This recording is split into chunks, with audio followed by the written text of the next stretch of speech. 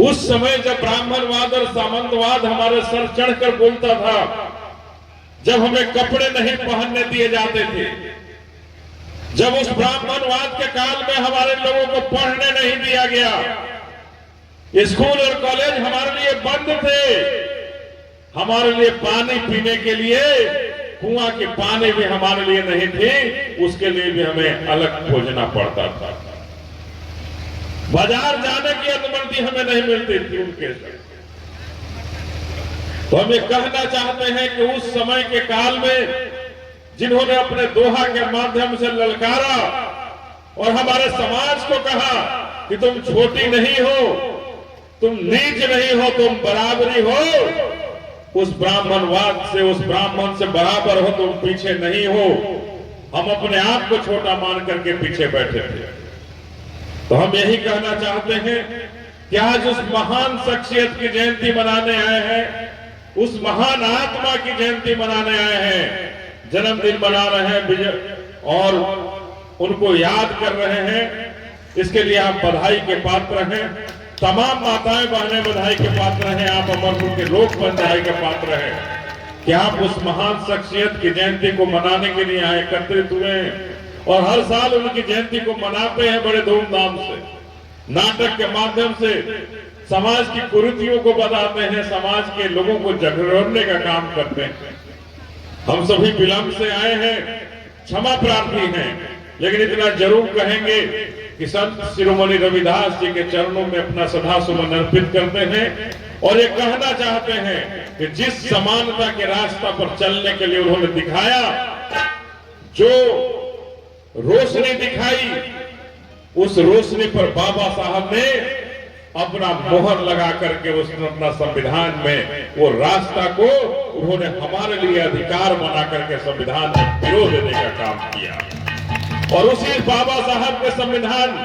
उसी सुंदर संविधान का देन है कि जो संत शिरोमणि रविदास जी ने हमें समानता का अधिकार देने की बात कही, बाबा साहब ने सुंदर संविधान में लिख करके हमारे शूद्र समाज को आजाद करने का काम किया कि तुम्हें भारत में स्कूल जाना हो, कॉलेज जाना हो, नौकरी करना हो, उस ऊंची जाति वाले के साथ जाकर बैठोगे, कोई रोक नहीं सकता है। तो सुंदर बाबा साहब के सुंदर संविधान ने हमें दिया। तो हम यही कहेंगे कि आज के दिन संत रविदास जी की जयंती है, लेकिन हम बाबा साहब ने जो हमें दिया, हमारे समाज को दिया, उनको कभी हम भूल नहीं सकते। आज भले ही लोकसभा के अंदर कोई कहता हो कि जय भीम में क्या रखा है, भगवान का नाम ले लो तो सीधे स्वर्ग चले जाओगे। कौन कहता है आप सब जानते हैं, ये भारतीय जनता पार्टी के कौन लोग कहा और लगातार कहते आ रहा है। लेकिन मैं अपने समाज को कहना चाहता हूं कि तुम स्वर्ग कहीं खोजोगे, भारतीय जनता पार्टी आरएसएस वाला मरने के बाद कहीं स्वर्ग खोजेगा, लेकिन हमारे बाबा साहब और हमारे संत शिरोमणि रविदास ने हमें जिंदा रहते इस धरती पर हमें स्वर्ग दिखा दिया। इससे बड़ा भगवान हमारे लिए कोई नहीं हो सकता है। तो हम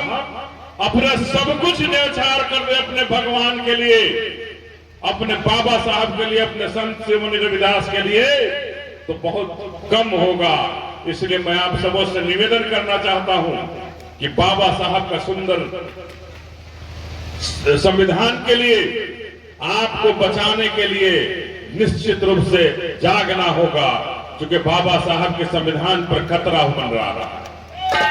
आपके बाबा साहब के सुंदर संविधान पर खतरा मंडरा रहा है, क्योंकि अगर जिस दिन बाबा साहब का सुंदर संविधान को इन पाखंडियों ने खत्म कर दिया,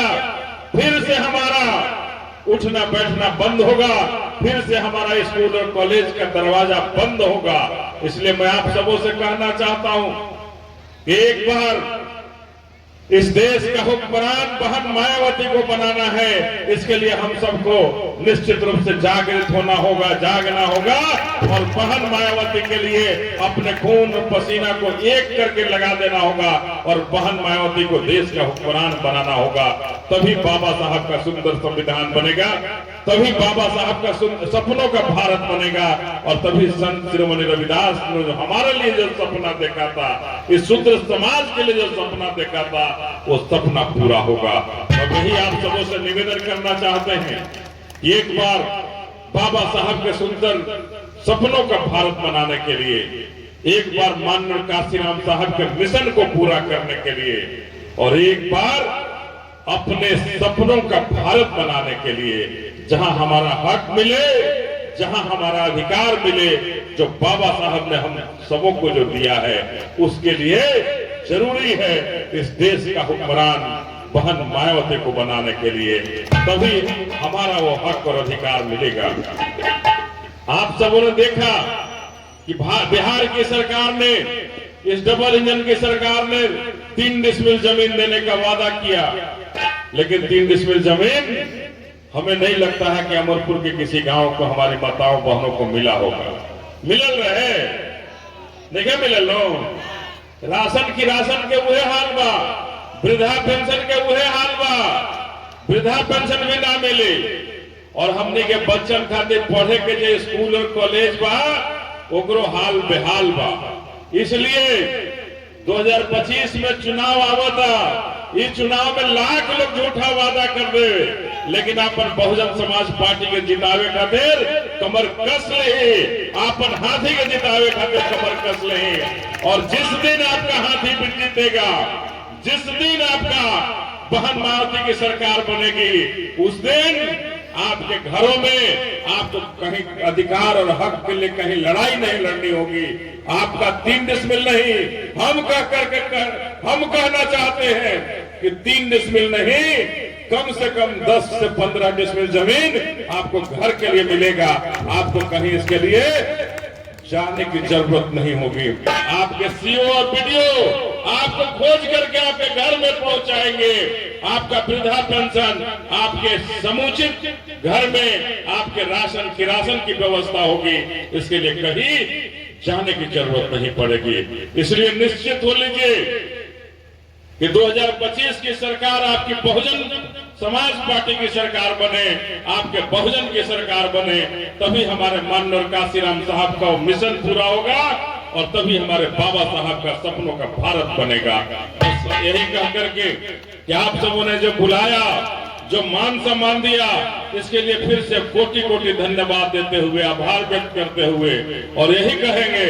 कि आप जब बुलाएंगे हम सभी निश्चित आएंगे और आपके जो सोच है, जो आज संत शिरोमणि रविदास जी की सोच को जो संकल्प के रूप में लेकर के आप आगे बढ़ना चाहते हैं, आप आगे बढ़िए। समूचा बहुजन समाज पार्टी आपके साथ है और आगे चल करके बाबा साहब के सपनों का भारत बनाना चाहते हैं। धन्यवाद। जय भीम, जय आप सबों का।